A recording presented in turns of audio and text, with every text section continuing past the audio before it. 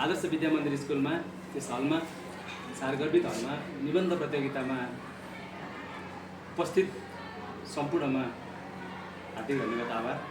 यस कार्यक्रमका अध्यक्षज्यू, यहाँ आसीन तत्त्व प्रतिष्ठित महानुभावहरू र विभिन्न विद्यालयबाट आउनुभएका विद्यार्थी भाइबहिनी, तपाईहरूले आज एउटा अत्यन्तै महत्त्वपूर्ण समयको जटिल सामना गर्नु।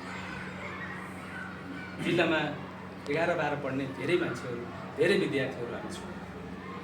तपाईँहरू एउटा यस्तो प्रतियोगितामा सहभागी हुनुभयो जसले तपाईँलाई एउटा नयाँ अवतार, नयाँ ज्ञान र नयाँ स्टेपको, नयाँ तहको अनुभवसँगले महत्त्वपूर्ण अवसर प्राप्त भयो।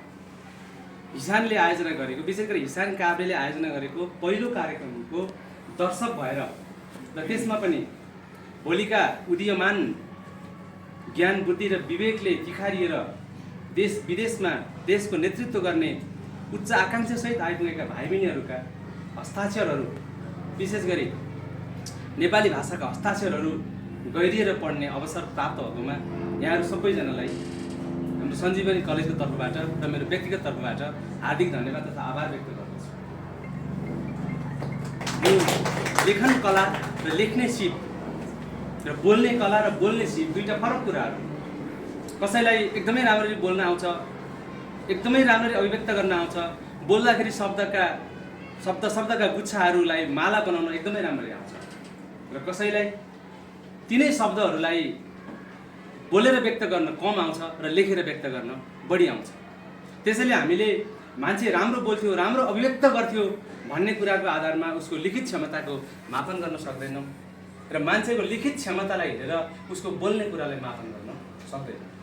र आज हामीले यहाँ जे गऱ्यौँ, यहाँ खालि लेखेको कुराहरूलाई मात्रै ध्यान दिएका छौँ। अब म तपाईँहरूको नतिजा आउनु छँदैछ। 22 जनाले निबन्ध लेख्नुभयो, 11 जनाले नेपालीका निबन्ध लेख्नुभयो, मैले नेपाली निबन्ध पढेँ र 11 जनाले बाँकी सरले अङ्ग्रेजी भाषाका निबन्ध पढ्नुभयो र हामीले इभ्यालुएसन गऱ्यौँ। यो एउटा महत्त्वपूर्ण, अत्यन्त अप्ठ्यारो र बोझ लाग्ने तर बोझ मान्न नमिल्ने खालको विषयवस्तु हो। एउटा निर्णय, एउटा निष्कर्ष दिनै पर्छ, नदिएर हुँदैन। तपाईँले लेखेका कुराहरूसँग हामीले विभिन्न तरिकाले हेरेका छौँ। यसको निम्ति तपाईँहरूसँग केही लेखेका शब्द र त्यसको एउटा स्किम म तपाईँहरूलाई सुनाउँछु। जस्तै हामीले निबन्धको मूल्याङ्कन गर्दा तपाईँको परिचय, मतलब तपाईँको परिचय भनेको निबन्धको टाइटलको परिचय। जस्तै युवा पलायन अवसर कि राष्ट्रिय क्षति भन्ने कुरालाई तपाईँले कसरी परिचय गराइदिनु पर्थ्यो, त्यसमा 5 मार्क राखिएको छ। त्यस्तै गरी त्यो कुरालाई स्टार्टिङ गर्दा उठाउँदा कुनै पनि कुराको सुरुवात, कुनै पनि कुराको उठान र कुनै पनि कुराको नियन्त्रणको एकदमै महत्त्वपूर्ण भूमिका हुन्छ। यसमा विशेष गरी तपाईँले शीर्षकलाई कुन रूपमा लिनुभयो, कसरी बुझ्नुभयो भन्ने कुरालाई 10 मार्कमा सुरु गरिएको छ। बसिरहेको मान्छे चलायमान हुनुपर्दा त लेफ्टपट्टिको अङ्ग पहिला सुरु हुन्छ भनिन्छ। भनेपछि सुरुवात एउटा सुनिश्चित र गन्तव्यको स्टार्टिङ, सुरुवात सुनिश्चित, गन्तव्यको सुरुवात नै पहिलो कुरा हुन्छ। तपाईँको त्यो कुरामा 10 मार्क हेरेका छौँ। त्यस पछाडि निबन्ध लेख्दाखेरि जहिले पनि एउटा प्याराग्राफ, एउटा विचार हो। 1 प्याराग्राफ फर 1 आइडिया। तपाईँले एउटा अनुच्छेद, एउटा आइडिया दिएपछि, आइडिया विचार बदलिएपछि अर्को ठाउँमा जानुपर्छ। लेखाइको अनुच्छेद योजना तपाईँले कसरी बनाउनु भयो, अनुच्छेद अर्को अनुच्छेदमा जाँदाखेरि नाम शब्दबाट सुरु गर्नुपर्छ, तपाईँलाई थाहा छ। तर यहाँ त्यो काम भयो कि भएन? तपाईँले संयोजकबाट सुरु गर्नुभयो कि प्रस्तुत भनिदिनु भयो कि के गर्नुभयो? त्यसमा 10 मार्क।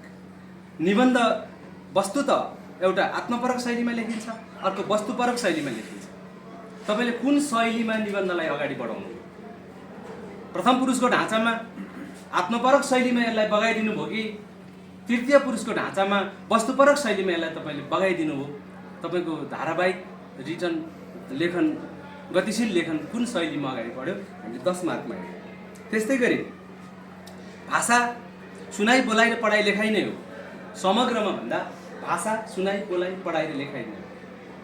त्यसैले तपाईँले कुन त्यो शैली प्रयोग गर्दाखेरि, भाषा शैली प्रयोग गर्दाखेरि तपाईँको शुद्ध शुद्धि के कस्तो छ, त्यसमा हामीले 10 मार्क्स राख्यौँ र यसलाई कसरी तपाईँले अन्त्य गर्नु समापन कसरी गर्नुभयो भनेर 10 मा राखेर 50 मार्कमा तपाईँको निबन्धको मूल्याङ्कन गरिएको छ।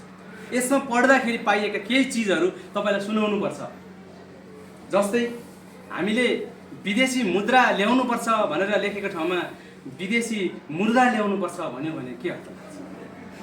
तपाईँले त भन्न त विदेशी मुद्रा भन्नुभएको हो, मैले यहाँ ठ्याक्कै तपाईँले भनेकै कुरा लेखेको छु, सम्झेसम्म पढ्नु। विदेशी मुद्रा ल्याउनुपर्छ भनेको ठाउँमा विदेशी मुद्रा ल्याउनुपर्छ भयो भने के हुन्छ? त्यसैले शब्द प्रयोग गर्दाखेरि मुद्रा र मुद्रा शब्दहरू कहीँ पनि मेल खाँदैन। हामीलाई मुद्रा शब्द त सर्वथा के लाग्छ? अप्रिय लाग्छ। यस्तो अवस्था छ। भाषाले फरक पार्छ। तपाईँ विभिन्न मातृभाषाबाट आउनुभएको छ, नेपाल भाषा, नेवारी भाषा, तामाङ भाषा, होइन, मगर भाषा मातृभाषाबाट आउनुभएको छ, तर निबन्ध नेपाली भाषामा लेख्नुपर्ने भएको हुनाले नेपाली भाषाको स्तरीय शब्दमा ध्यान दिनुपर्छ। बनाएर भन्ने कुरालाई बनाएर लेखेर अर्थ स्पष्ट।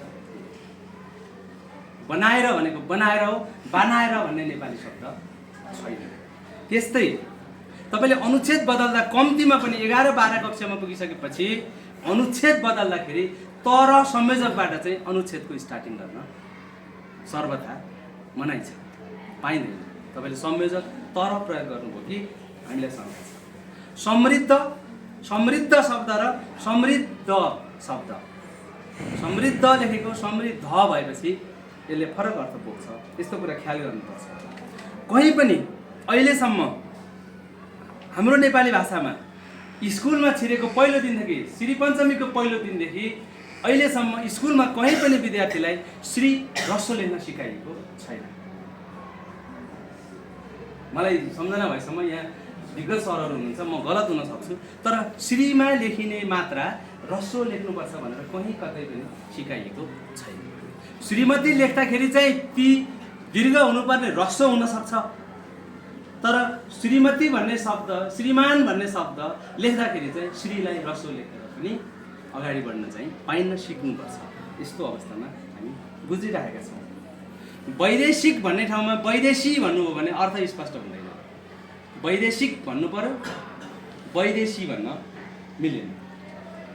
भए तापनि संयोजकहरू छन्, यस्तो भए तापनि लेख्नुपर्ने। तपाईँले के लेख्दै हुनुहुन्छ? यस्तो भए तापनि। त्यो तालाई भएसँग कहिले पनि जोड्न पाइँदैन। भए तापनि होइन, भए तापनि हो। तापनि चाहिँ संयोजक हो, भए चाहिँ अर्कै कुरा। त्यसैले भए तापनि लेख्दाखेरि भए तापनि लेख्ने हो, भए तापनि लेख्ने होइन। भए ता भन्ने शब्द नेपाली भाषामा छैन। त्यस्तै गरी तपाईँले पूर्व अमेरिकी राष्ट्रपति जोन एफ केनेडी लेख्नुभएको छ हो। तपाईँले लेख्नुभएको, कसले लेख्नुभएको निबन्ध तपाईँलाई याद होला? अमेरिकी पूर्व राष्ट्रपति जोन एफ केनेडी तपाईँले लेख्नुभएको, तर तपाईँले लेखिदिँदा के भयो? जोन एफ नेकेडी भयो। जबकि दुनियाँमा जोन अफ नेकेडी भन्ने मान्छे अमेरिकाको पूर्व राष्ट्रपति होइन। तपाईँले त्यसरी अमेरिकाको पूर्व राष्ट्रपति आफै डिक्लेयर गर्न निबन्ध लेख्दाखेरि या बोल्दाखेरि न तपाईँले पाउनुहुन्छ न मैले पाउँछु। यो चाहिँ केनेडी हो, नेकेडी चाहिँ होइन। अस्तै गरी यो शीर्षक युवा पलायन अवसरकी राष्ट्रिय क्षति भन्ने कुरामा तपाईँले यो शीर्षकलाई तपाईँले चलाउन पाउनुहुन्न। तपाईँ सहमत भएर यहाँ आइसकेपछि युवा पलायन राष्ट्रिय क्षतिकी अवसर भनेर तपाईँले यसलाई फेरबदल गर्न पाउनु, टाइटलमै पाउनु। यो जे हो यो गलत हो, यो सर्वथा गलत हो भने पनि यसपछि यसको करेक्सन हुन्छ। यो निर्धारण गर्ने मान्छेले यसको जिम्मा लिन्छ, माफी माग्छ। तर यहाँ आइसकेपछि यो युवा पलायन अवसरकी राष्ट्रिय क्षति नै हुनुपर्छ, युवा पलायन राष्ट्रिय क्षतिकी अवसर भनेर अदल बदल गर्न मिल्दैन।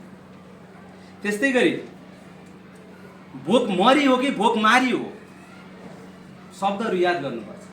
मान्छे भोकले मर्छ कि भोकमारीले मर्छ? के हो? आग लागि हो कि आगो लागि हो?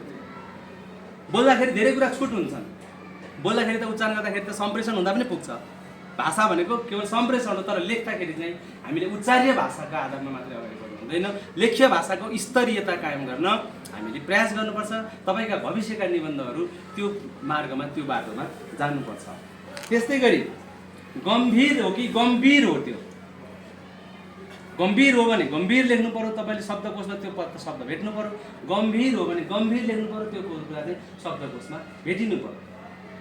कि चाहिँ त्यो व्यवहारमा चलेको हुनुपर्छ। हामी कालीमाटी भन्ने शब्द सबैले चलाउँछौँ, सबैलाई स्वीकार्य छ, तर सेतो माटोलाई हामी सेती माटी भन्न सक्दैनौँ, सेतो माटोलाई कमेरो भन्नुपर्छ। त्यसैले भाषा समाजमा के हुनुपर्छ, शब्द चल्नुपर्छ, भिज्नुपर्छ, मिल्नुपर्छ। कतिको हामीले त्यसमा न्याय गर्यौँ। र अन्तमा तपाईँले सट्टामा लेखेको सत्तामा लेख्नुभयो भने के हुन्छ? सट्टामा लेखेको कुरा सत्तामा भयो भने त्यो सट्टाबाट कहाँ पुग्छ? सत्तामा पुग्छ। सत्ता भनेको चान्चुने कुरा, यो सस्पेन्डिङ पावर सहितको ठाउँ हो सत्ता भनेको। त्यसो हामीले ख्याल गर्नुपर्छ। र अर्को विशेष गरी यी निबन्धहरू पढ्दाखेरि मलाई गजब लाग्यो। हामीले के थाहा नपाएको कुराहरू, तपाईँले कस्ता राम्रा स्लोगन लेख्नुभएको छ, राम्रा राम्रा कविता लेख्नुभएको छ निबन्धमा, होइन? माथि टाइटल सुरुवात गर्दाखेरि तपाईँले गरेको रचना एकदम राम्रो छ, प्रभावकारी छ, भाषी शुद्धतामा तपाईँले ख्याल गर्नुभएको छ। तर एउटा ठाउँमा तपाईँ कहाँ खुस्किनु भएको छ भने कण्ठ गरेर तयार पारेर आएको विषयवस्तु हुबहु भइदिएन भने त्यो के हुन्छ? अर्थको अनर्थ भइदिन्छ। तपाईँ कहीँ चाहिँ तयारीमा छुट्नु भएको छ, चुक्नु भएको छ। र अरू बाँकी कुरा मैले तपाईँलाई धेरै कुरा यहाँ अलि बढी समय पनि लिएँ मैले। फेरि पनि अन्तमा जुन रिजल्ट प्राप्त गर्नुभएको छ सबैजना हुन सकिन्न, एकले जित्ने र एकले के विजेता र उपविजेता बन्ने नै हो। त्यो विजेता र उपविजेता तपाईँ जो बने पनि तपाईँले एउटा चिज चाहिँ प्राप्त गर्नुभयो कि कम्पिटिसनमा सहभागिता जनाउनु भयो, नयाँ अनुभव प्राप्त गर्नुभयो, तपाईँ र हाम्रा बिचमा चिनजान भयो। यसले पनि तपाईँलाई भविष्यमा कहीँ न कहीँ काम दिन्छ। बाँकी रह्यो तपाईँको लिखित भविष्यको जीवन। लेख्न कहिले पनि नछोडौँ। मान्छेहरूले टिप्पणी गर्छन्, कुरा काट्छन्, यसो भन्छन्, यसो गर भन्छन्, उसो गर भन्छन्, तर लेख्न र सत्य बोल्न हामीले कहिले पनि छोडेनौँ भने तपाईँ भोलि भविष्यको एउटा सत्य लेखक र भोलि भविष्यको एउटा सत्य वक्ता बन्नुहुन्छ। यसको निम्ति चुनौतीहरू छन्। मान्छेले यसो भन्लान्, उसो भन्लान्, त्यसो भन्लान् भन्ने डर हुन्छ, त्रास हुन्छ। त्यसबाट मुक्त हुनुहोस् र भोलि सुदूर भविष्यमा पनि तपाईँका लिखित सामग्रीहरू पढ्ने र सुन्ने अवसर प्राप्त भइरहोस्। तपाईँलाई पनि शुभेच्छा व्यक्त गर्दै मैले अलिकति परिश्रम मेरो भनाइ धन्यवाद।